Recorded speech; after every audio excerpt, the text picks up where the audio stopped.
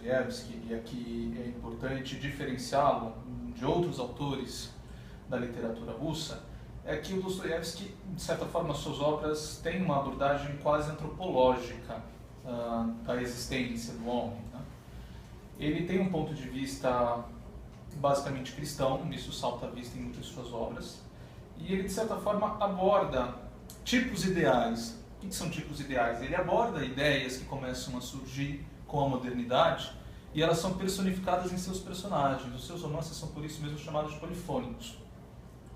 Os personagens, eles não exemplificam opiniões meramente. Os personagens, eles personificam a ideia em si, como se cada personagem levasse ao ápice, às últimas consequências, as ideias que eles julgam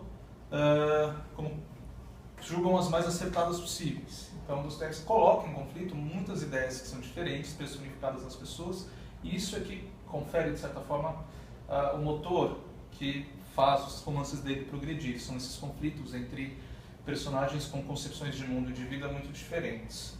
Primeiramente é isso. Então, ele é basicamente um antropólogo, não um antropólogo ao pé da letra, mas ele faz essa análise, ele coloca nos seus romances uma análise do homem em si.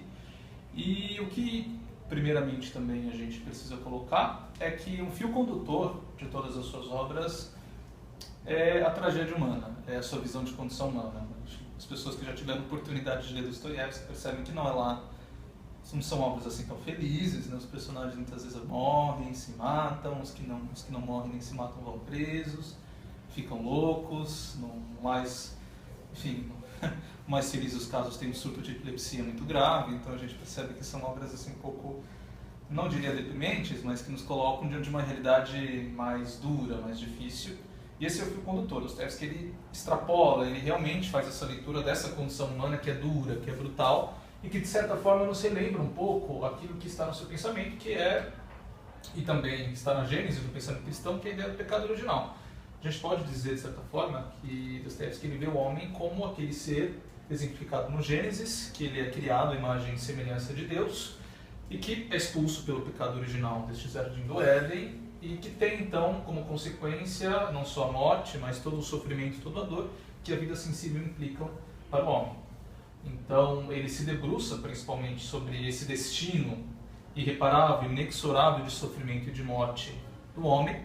Nesse sentido, ele parece se assemelhar com alguns autores nihilistas que eram contemporâneos à época dele, mas ele dá um desfecho diferente, como a gente vai ver ao longo da palestra, para esse mistério insolúvel que é a existência humana. A primeira coisa que eu quero colocar para vocês, aquilo como o Paulo também já mencionou, é que a época moderna, o século XIX, propriamente dito, ele entra na história humana no desenrolar de muitas revoluções, movimentos políticos e intelectuais surgidos anteriormente e que colocam um divisor de águas no pensamento ocidental.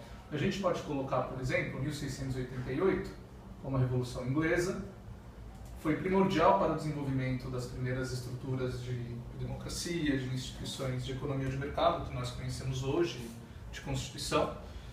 Temos depois 1776, como a Revolução Americana, e talvez a mais famosa de todas as revoluções que nos foi legada, a Revolução Francesa de 1789. São movimentos importantíssimos para o desenrolar da vida intelectual, social, política e econômica da época ocidental.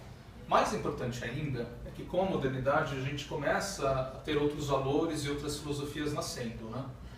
E aqui eu vou pedir a participação de vocês, vou fazer uma pergunta. O que para vocês é ser moderno?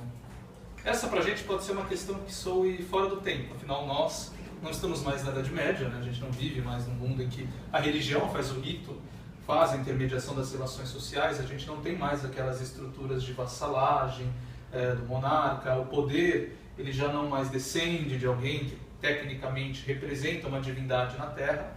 O que para vocês é ser moderno?